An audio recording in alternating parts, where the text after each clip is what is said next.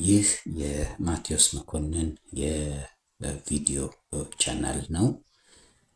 ከዚህ ቀደም ባስተላለፍኩት አጭር ትምህርታዊ ገለጻ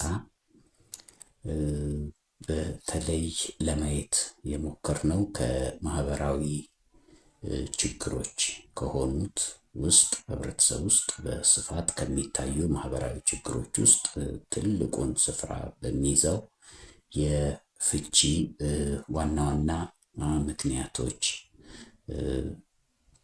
በተደረገ ዓለም አቀፍና ሀገር አቀፍ ጥናት ላይ ተመስርቶ የተገኙ ግኝቶችን ነበረ። በዚህ በዛሬው ርዕስ ላይ ግን እንድናይ የፈለኩት ርዕስ ነጥብ ውጤታማ የገንዘብ አጠቃቀም አያያዝና አጠቃቀም ላይ ነው።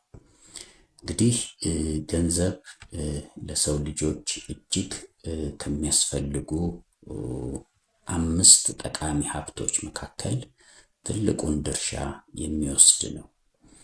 እንግዲህ ለሰው ልጆች ኑሮ እጅግ አስፈላጊ ከሚባሉት ሀብቶች ወሳኝ 5 ሀብቶች የሚባሉት አንደኛው ገንዘብ ሲሆን፣ ሁለተኛው ጊዜ ነው።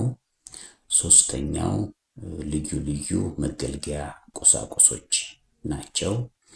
አራተኛው ዕውቀት እና አምስተኛው ደግሞ መረጃ ናቸው። እንግዲህ እነዚህን 5 ሀብቶች ነው እንግዲህ ሁላችንም የምንጠቀመው። ከነዚህ ሀብቶች መካከል እንግዲህ ቀደም ብዬ እንደገለጽኩት ትልቁን ስፍራ የሚወስደው ገንዘብ ነው። እንግዲህ ይህ ገንዘብ ከፍተኛ ጥንቃቄ፣ ትልቅ ብልሃትን የሚጠይቅ ነው። ገንዘብን ለማስተዳደር ትልቅ ጥበብና ማስተዋልን ይፈልጋል። ያም በመሆኑ የሰው ልጆች በዚህ በተለይ በገንዘብ እጥረትና ጉድለት ምክንያት ኑሯቸው ሲጓደል፣ ያልተመቻቸ ሲሆን እናያለን። እንግዲህ ይህ የገንዘብ እጥረት እንዲከሰት ካደረጉት ነገሮች ዋነኛው እንግዲህ በገንዘብ አያያዝና አጠቃቀም ዙሪያ ላይ ያሉ ጉድለቶች ናቸው፣ ሁላችንም የምንፈጽማቸው። እንግዲህ በገንዘብ አያያዝና አጠቃቀም ዙሪያ በተደረገ ጥናት የተለዩ ችግሮች ወይም ለዚህ ለገንዘብ ችግርና እጥረት የዳረጉ መጥፎ ልማዶች የሚባሉትን እንግዲህ አንድ በአንድ ስንዘረዝራቸው እንግዲህ የመጀመሪያው ገንዘብን ወጪ በምናደርግበት ጊዜ ልንወስድ የሚገባው ጥንቃቄ፣ በተለይም ደግሞ ገንዘብ ወጪ ከመደረጉ በፊት 2 ጊዜ ማሰብ በጣም አስፈላጊ ነው። ነገር ግን በዕለት ተዕለት እንቅስቃሴ ውስጥ ስንመለከት ብዙ ሰዎች ይህንን ጥንቃቄ ሳያደርጉ ስሜትን በመከተል ብቻ ገንዘብን ወጪ ያደርጋሉ፣ የተለያዩ ግዢዎችንም ይፈጽማሉ።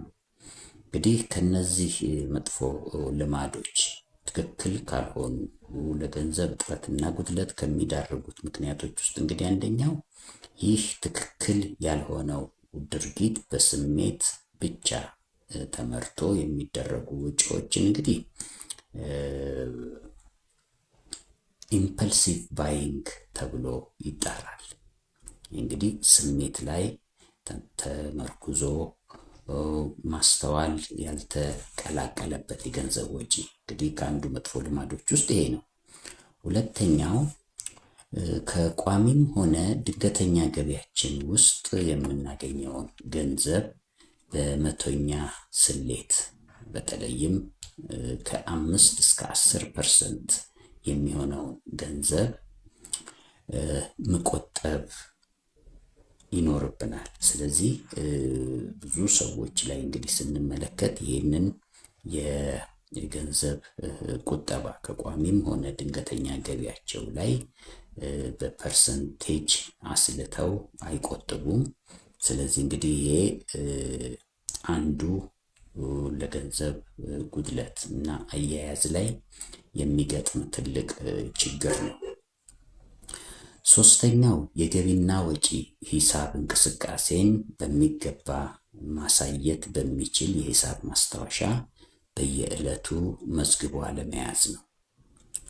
እንግዲህ አንዱም እንግዲህ ጥንቃቄ ልናደርግ የሚገባው ይሄ ነው። የገንዘብ በተለይ ወጪዎቻችንን እንግዲህ በልዩ ማስታወሻ መዝግቦ አለመያዝ አንዱ ለችግር ከሚዳርጉ መጥፎ ልማዶች ነው። ሌላው ገንዘብን ከተፈጥሯዊ ዑደት ውጪ ምንም አይነት ወጪ ሳናደርግ ገንዘብን አስሮ ማስቀመጥ ነው። ይሄ እንግዲህ ገንዘብ በተፈጥሮ መንቀሳቀስ እንቅስቃሴን ሁል ጊዜ ይፈልጋል። እንግዲህ ይህንን የገንዘብን ተፈጥሯዊ ዑደትና እንቅስቃሴን አንዳንድ ጊዜ ሰዎች ያገኙትን ገንዘብ ሙሉ በሙሉ ለመቆጠብ ወይም አስረው ለማስቀመጥ ጥረት ያደርጋሉ። ይህ ሁኔታ እንግዲህ የገንዘብን ተፈጥሯዊውን ሕግ የተጻረርን በመሆናችን ያ ገንዘብ ለጥፋት ይደረጋል ማለት ነው። ስለዚህ አንዱ መጥፎ ልማድ እንግዲህ ይሄ ነው።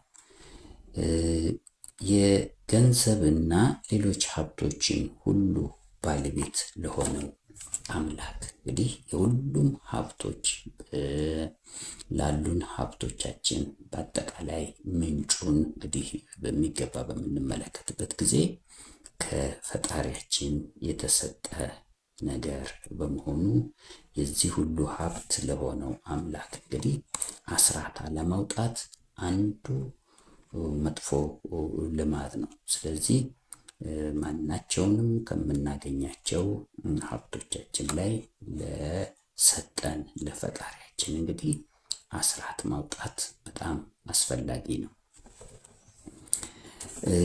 ሌላው መጥፎ ልማድ ራሳችንን ከሌሎች ሰዎች ሀብትና ኑሮ ጋራ አስፈላጊ ወዳልሆነ ፉክክር እና ውድድር ውስጥ መግባት ነው። እንግዲህ ብዙውን ጊዜ ስንመለከት ሰዎች ገንዘብ በሚያገኙበት ጊዜ ወዲያውኑ ፈጥነው ያንን ገንዘብ ለፉክክርና ውድድር ከሌሎች ሰዎች ጋር እንግዲህ ራሳቸውን ለማወዳደር እንቅስቃሴ ያደርጋሉ። ገንዘባቸውንም በዚህ ረገድ ያባክናሉ። ይሄም እንግዲህ አንዱ በገንዘብ አያያዝና አጠቃቀም ዙሪያ ላይ የሚታይ ትልቅ መጥፎ ልማድ ነው። መፍትሄም ልንሰጠው የሚገባ ጉዳይ ነው። ሌላው ገንዘብን ከመሰረታዊ ፍላጎት ይልቅ ለምኞት ማሳኪያ ቅድሚያ ሰጥቶ ማዋል ነው። እንግዲህ ስንመለከት እንግዲህ እኛ ሰዎች ፍላጎቶች አሉን። መሰረታዊ ለኑሮ አስፈላጊ የሆኑ ጉዳዮች አሉ። እነዚህ ፍላጎት ተብሎ የሚጠቀሱት ናቸው። ሌላው ደግሞ ምኞት ነው። እንግዲህ በዚህ በምኞትና በፍላጎት መካከል እንግዲህ ያለውን ልዩነት በሚገባ ልንገነዘብ ይገባል። ስለዚህ ገንዘብንም ማዋል የሚገባን ለመሰረታዊ ፍላጎታችን ማሟያ እንጂ ለምኞቶቻችን ሁሉ ማሳኪያ የምናውለው ከሆነ በገንዘብ አያያዝና አጠቃቀም ዙሪያ ላይ ትልቅ ክፍተት ይፈጠራል። ሌላው መጥፎ ልማድ እንግዲህ ለድንገተኛ እክል መቋቋሚያ የሚውል ገንዘብን በመጠባበቂያ አለማስቀመጥ ነው። እንግዲህ ይሄ እንግዲህ በእንግሊዘኛው ኢመርጀንሲ ፈንድ ተብሎ የሚጠራው ነው። እንግዲህ ብዙ ሰዎችን ስንመለከት ለድንገተኛ እክሎችን ለመቋቋም የሚያስፈልግ ገንዘብ በእጃቸው ላይ የለም። ያም በመሆኑ እንግዲህ እንዲህ አይነት ችግር በሚገጥማቸው ጊዜ እንግዲህ ወደ መዋጮ ሰዎችን እርዳታ ወደ መጠየቅ እንቅስቃሴ ውስጥ ሲገባ እናያለን። ስለሆነም እንግዲህ አንዱ በገንዘብ አያያዝና አጠቃቀም ዙሪያ ልንወስድ የሚገባው እርምጃ እንግዲህ አንደኛው ይሄ ነው ማለት ነው። ሌላው ገንዘብን ከኢንቨስትመንት ውጪ በብድር ከግለሰብም ሆነ ከተቋም መውሰድ ነው። ብዙውን ጊዜ እንግዲህ ሰዎች ገንዘብን በተመለከተ ከአላቸው አጠቃቀም ጉድለት የተነሳ እንግዲህ እጥረትና ችግር በሚገጥማቸው ጊዜ ወደ ከግለሰብም ይሁን ከተቋማት ብድርን ይወስዳሉ። ስለሆነም ይህ ጉዳይ እንግዲህ አንዱ በገንዘብ አጠቃቀም ዙሪያ ላይ የሚታይ ትልቅ ክፍተት ነው። በመሆኑም እንግዲህ እነዚህን ችግሮችን እንግዲህ መፍትሄ ለመስጠት ምን ማድረግ ይገባናል በሚለው ላይ እንግዲህ አንዳንድ በውጤታማ ገንዘብ አጠቃቀም ዙሪያ ላይ ጥቆማዎችን በማጠቃለያነት ለማስቀመጥ እሞክራለሁ። አንደኛው በእውቀት ላይ የተመሰረተ ገንዘብ አወጣጥን መከተል ነው። እንግዲህ ገንዘብን ከማውጣታችን በፊት በትንሹ 2 ጊዜ ማሰብ ያስፈልጋል። ለምን ላይ እንደሚውል በሚገባ ማሰብ ማሰላሰል ያስፈልጋል። ይህ ነው እንግዲህ አንዱ ምክረ ሀሳብ፣ በእውቀት ላይ የተመሰረተ የገንዘብ አወጣጥን መከተል። ሌላው ለገንዘብ ዋጋ መስጠት እና ቁጠባ ባህልን ማሳደግ ነው። ስለዚህ እንግዲህ አንዱ እንደ ክፍተት የሚታየው በሁላችንም ዘንድ እንግዲህ ይሄ ቁጠባን ባህል ማድረግ፣ ለገንዘብም ትልቅ ዋጋና ግምት መስጠት ያስፈልጋል ማለት ነው። ካገኘነው ገቢ ላይ እንግዲህ በቅድሚያ ምንም አይነት ወጪ ከማድረጋችን በፊት በመቶኛ ስሌት እንግዲህ በወሰነው መሰረት የቁጠባ ገንዘብን መለየት አንዱ አስፈላጊ ነው። ከማናቸው ገቢዎቻችን ከምናገኛቸው ገቢዎች ላይ እንግዲህ የመጀመሪያው ደረጃ እንግዲህ ወጪ ልናደርግ የሚገባን ሌሎች ወጪዎችን ከማድረጋችን በፊት የቁጠባ ገንዘብን ለይተን እንደ አቅማችን እንደ ገቢያችን መጠን እንግዲህ መለየት አንዱ የመፍትሄ እርምጃ ነው።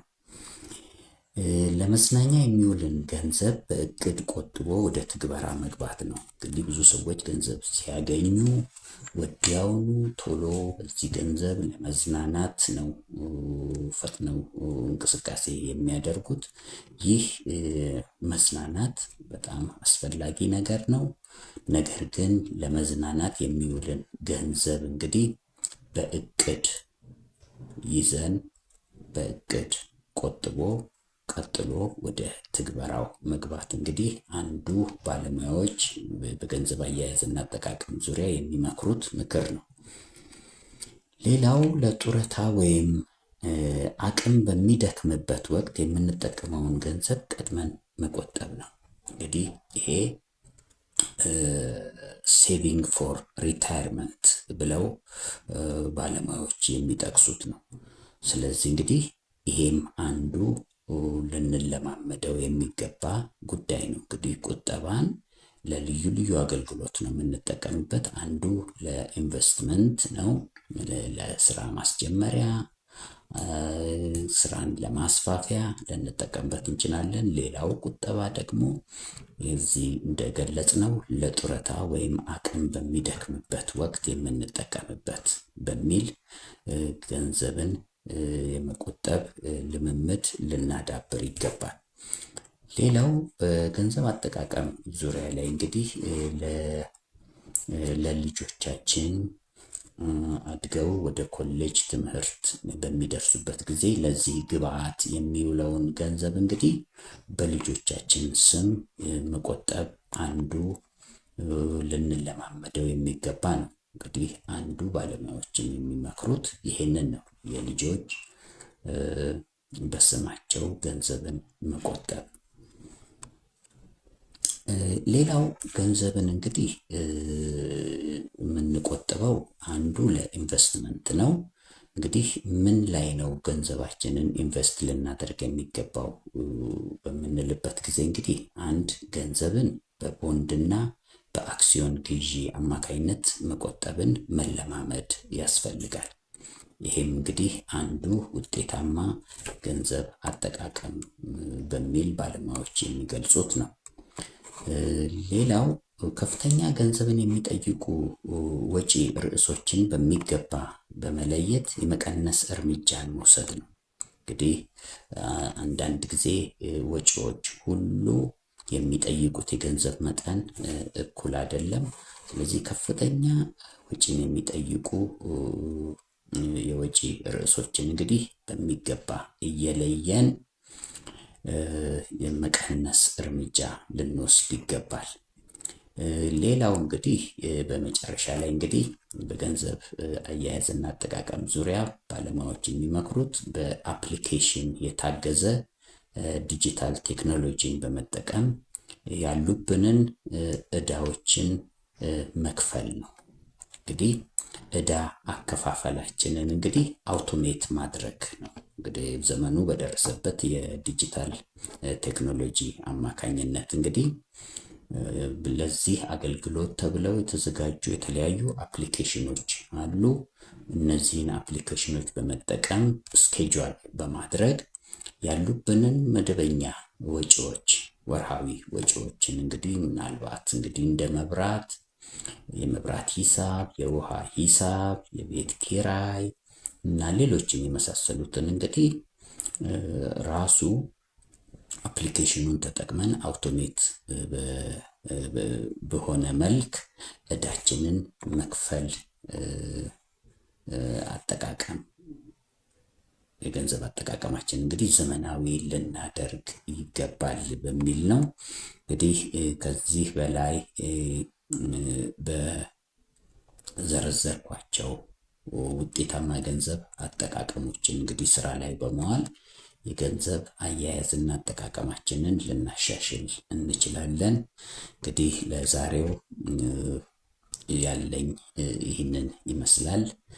በሚቀጥለው ርዕስ ላይ እንግዲህ በሌሎች በጣም ጠቃሚ በሆኑ የግል ስብዕና ግንባታን ዙሪያ ላይ ባተኮሩ ርዕሶች ላይ ትምህርት ይዤ ለመቅረብ ሞክራለሁ። ለዛሬው እዚህ ላይ አጠናቅቃለሁ። አመሰግናለሁ።